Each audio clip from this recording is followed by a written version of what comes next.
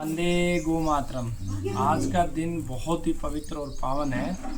आज भारतीय संस्कृति के अनुसार हनुमान जन्म उत्सव है और आज के दिन आप सबके आशीर्वाद से, मार्गदर्शन से, प्रेम से ये एक पुण्य कार्य की जो है शुरुआत हुई है, हवन किया है। और इसका उद्देश्य इस भूमि में जहाँ बैठे हैं, ये प्यारी सी बेटी जो है ना, आज सबसे बड़ी हमारी अतिथि है।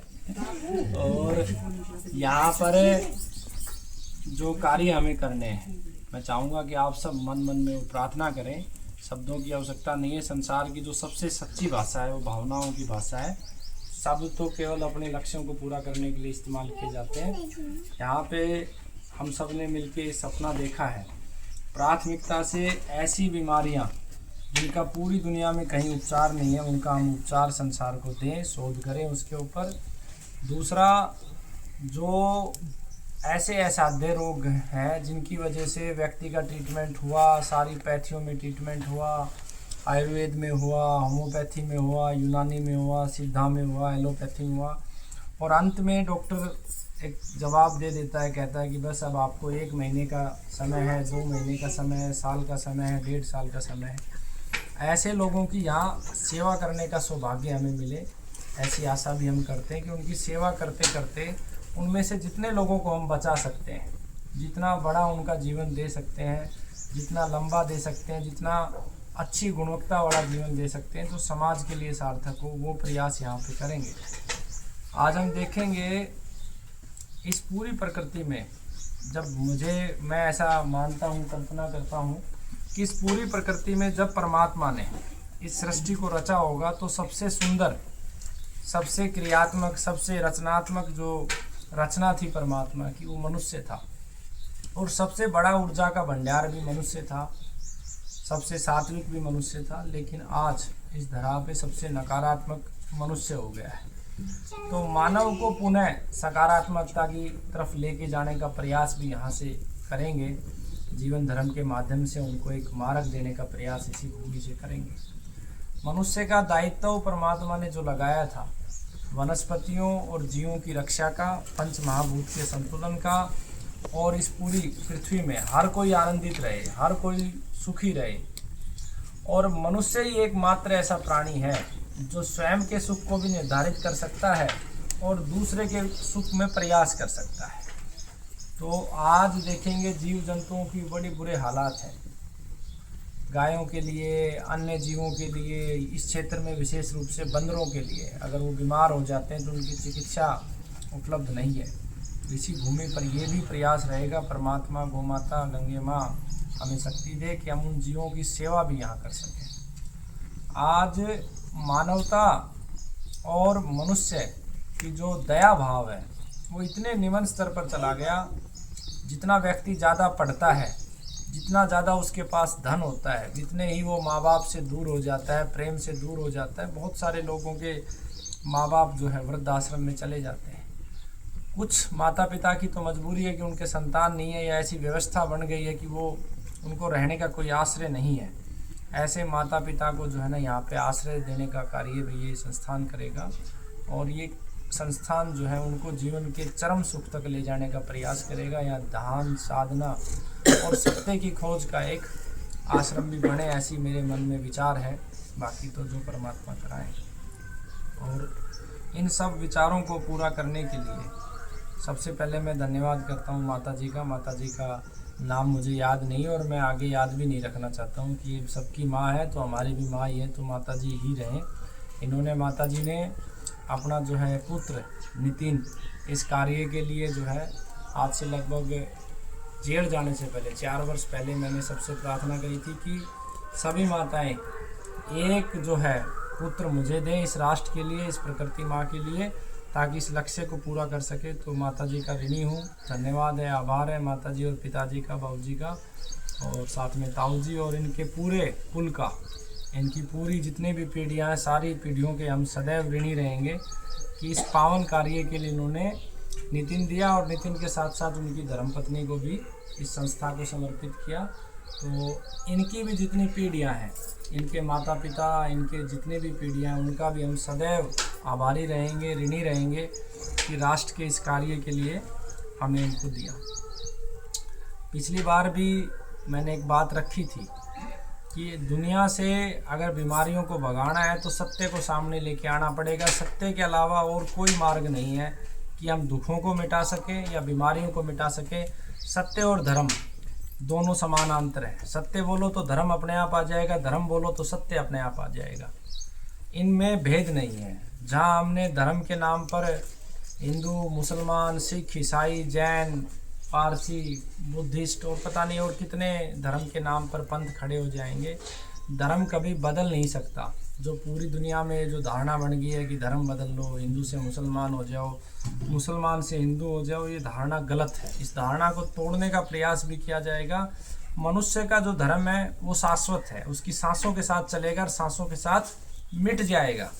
अगर उस धर्म से वो हटाएगा, अपना मार्ग चेंज करेगा तो स्वयं ही नष्ट हो जाएगा। किसी व्यक्ति के पास पूंजी का होना, पैसे का होना, बिल्डिंगों का होना, मान सम्मान का होना, ये सब धर्म नहीं है, ये सब सुख नहीं है। जैसे जैसे मनुष्य सत्य की तरफ बढ़ेगा तो वो चरम सुख को प्राप्त होगा। तो ये सारे प्रकल्प यहाँ पे पूरे हों, उसके लिए आप सबसे मेरी प्रार्थना है कि हर रोज़ 1 मिनट ज़रूर इस कार्य के लिए आप लोग प्रार्थना करें। प्रार्थना में बड़ी शक्ति होती है ना। और उसी शक्ति के बल से हम यहाँ तक पहुँचे हैं और आगे भी बढ़ेंगे। और अब तक जीवन में जो भजन गा रही थी माता, वो बिल्कुल सत्य था कि ऐसा कोई कार्य नहीं है जो परमात्मा नहीं करता। जो सोचा है वही हुआ है।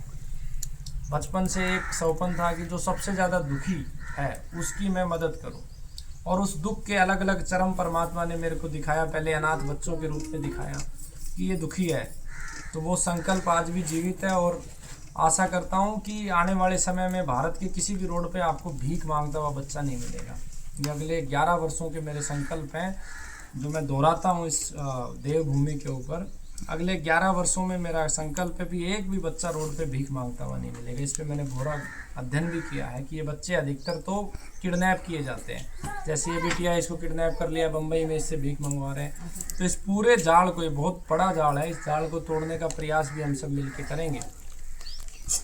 चिकित्सा के नाम पर जिस तरीके से लूट और झूठ चल रही है उसको भी हम समाप्त करेंगे। उस सत्य को सामने लेके आएंगे कि सत्य क्या है, उसके लिए भी प्रयासरत रहेंगे।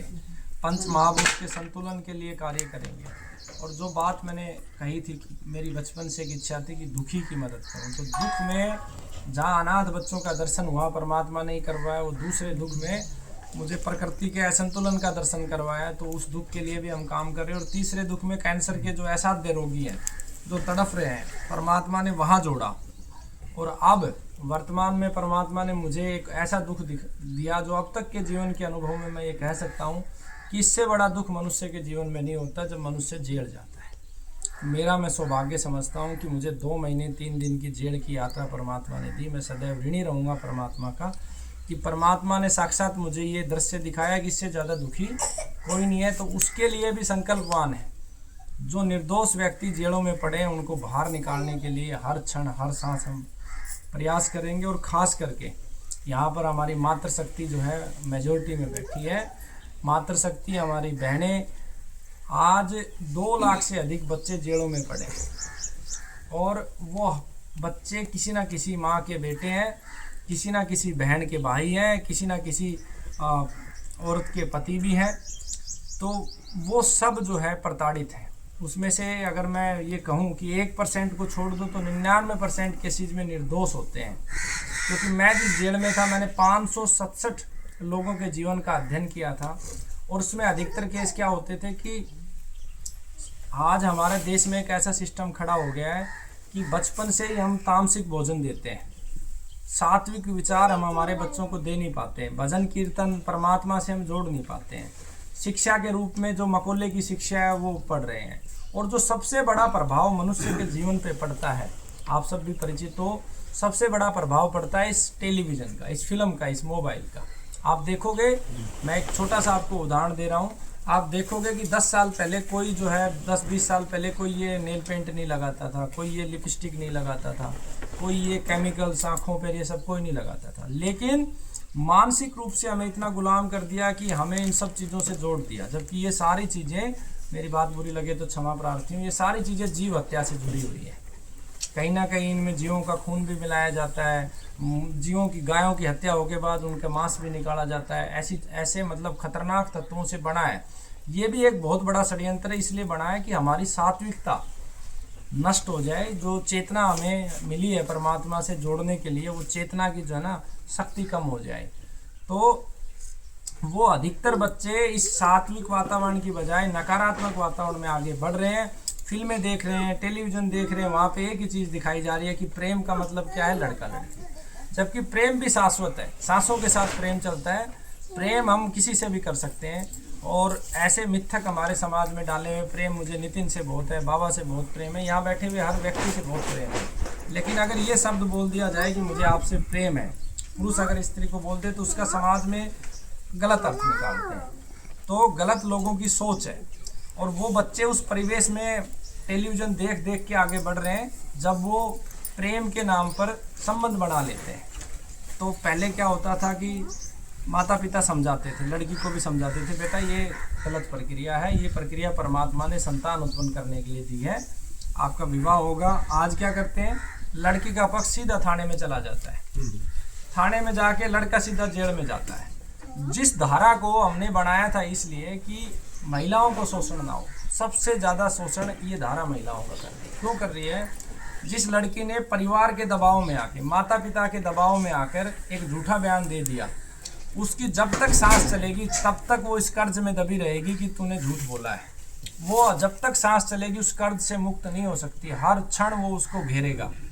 तो पहले तो वहाँ हमारी माताएं बहनें प्रताड़ित हैं, क्योंकि उनको दबाव में बयान देना पड़ता है। ऐसे केस 90% से ज़्यादा है जहाँ पे महिलाएं पुलिस स्टेशन में जाके कहती है बलात्कार हुआ, और कोर्ट में जाके कहती है सहमति से, और केस खत्म हो जाते हैं। दूसरे जो सबसे बड़ा केस हमारे देश में होते हैं, जब किसी व्यक्ति को खरीदा ना जा सके, किसी व्यक्ति को उसके रास्ते से हटाया ना जा सके, ऐसे सख्त व्यक्तियों के खिलाफ षड्यंत्र किए जाते हैं कि इनका रास्ता, क्योंकि किसी की मृत्यु करोगे फिर हत्या का केस लगाओगे तो बहुत मुश्किल है। लेकिन एक माता बहना को 2 लाख रुपए 4 लाख रुपए दे दिए, क्योंकि उन माताओं बहनों का दोष नहीं है जो झूठे आरोप लगाती हैं, क्योंकि बचपन से ही हमें अट्रैक्शन पैसे की दे दी है। तो पैसे के लिए आज कोई भी कुछ भी करने के लिए तैयार है, उसका जमीर जारी हो जाता है। किसी को भी 5 लाख रुपए दो, वो कहते हैं कि हाँ मैं आरोप लगा दूंगी। तो ऐसे आरोप लगाए जाते हैं और फिर जो व्यक्ति अंदर चला जाता है। सत्य क्या है, असत्य क्या है, कुछ विषय का ज्ञान हमें भी नहीं है। जैसे आसाराम बापू जी हैं, बापू जी को बहुत वर्ष पहले जेल हुई है ना, लेकिन अगर उसको हम गंभीरता से समझे, मैं आसाराम बापू जी के हर एक आश्रम में गया हूँ।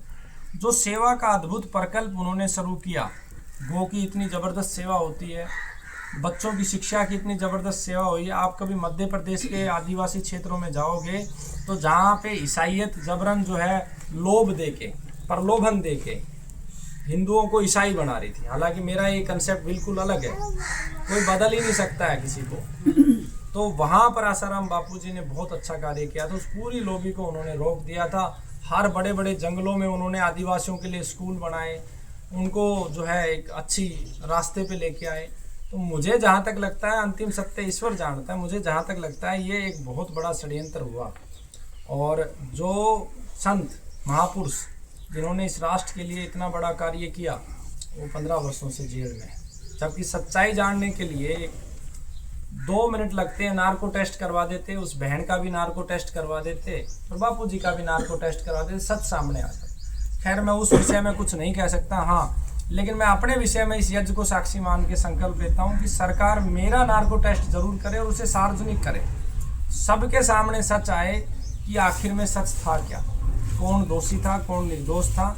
और खास करके ऐसे केसेज में सरकार डिले ना करके सीधा नार्को टेस्ट कराए, क्योंकि सबूत तो बनाए जाते हैं और मिटाए जाते हैं। सबूतों में सच्चाई कहाँ होती है? सबूत तो किसी भी चीज़ के बनाए जा सकते हैं। शायद अगर मेरे पास वो कंपनी का प्रूफ नहीं होता तो मैं भी सजा काट रहा होता।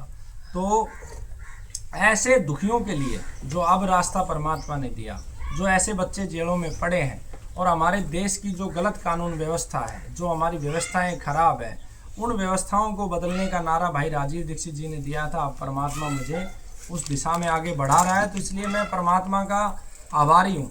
इस दिशा में परमात्मा ने मुझे आगे बढ़ाया। आप सभी माताओं बहनों और मेरे साथियों से सबसे मेरी प्रार्थना है, पहली यात्रा 27 अप्रैल से पानीपत से 4:15 बजे प्रारंभ होगी काले अम्बे से। खास करके महिला शक्ति से मेरी प्रार्थना है, आप ये लड़ाई आपकी है, ये लड़ाई मेरी नहीं है।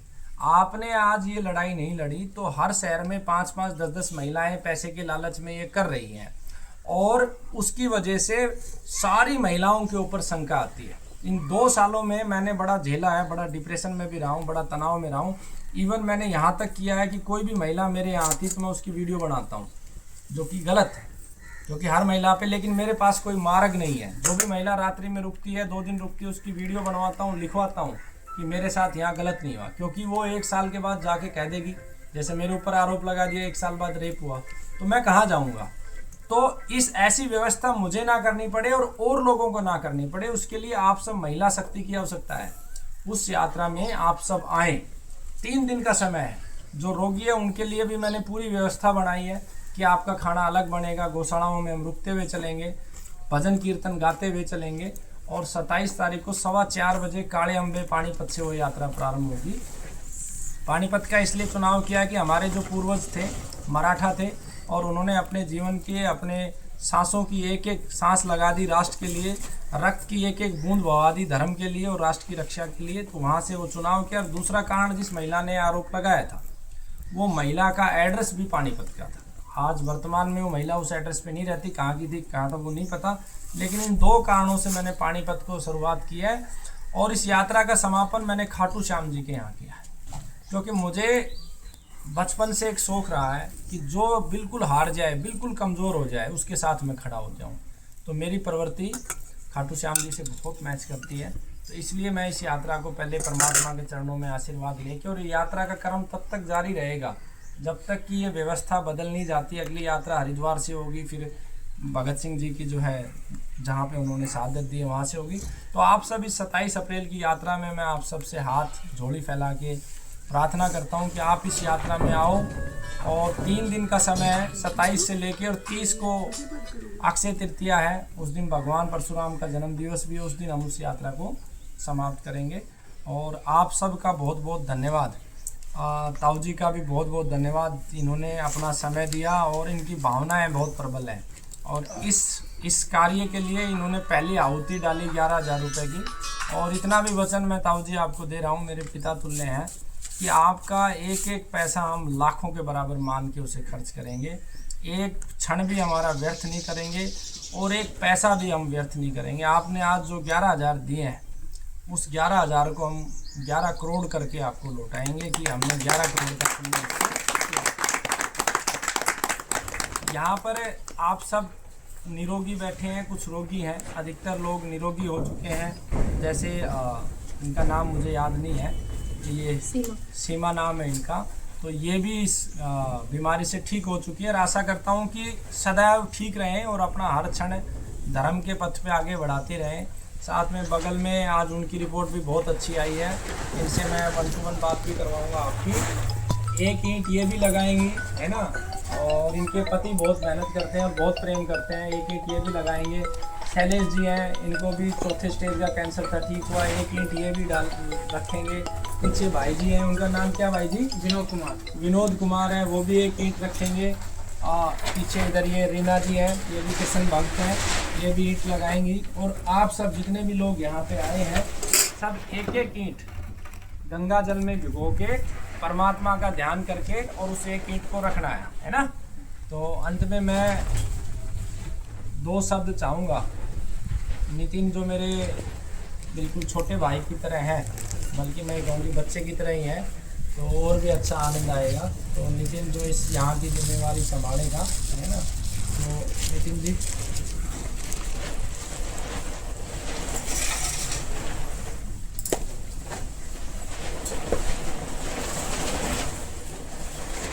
ओम प्रणाम।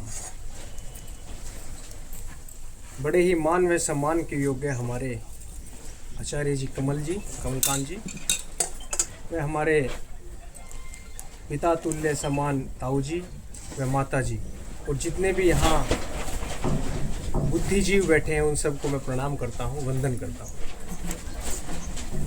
आज बड़ा ही अद्भुत दिन है हनुमान जन्म उत्सव का। और इस हनुमान जन्म उत्सव पे हमने यहाँ एक संकल्प लिया है कि जितने भी कैंसर रोगी यहाँ आए वो सब निरोग होके जाएं।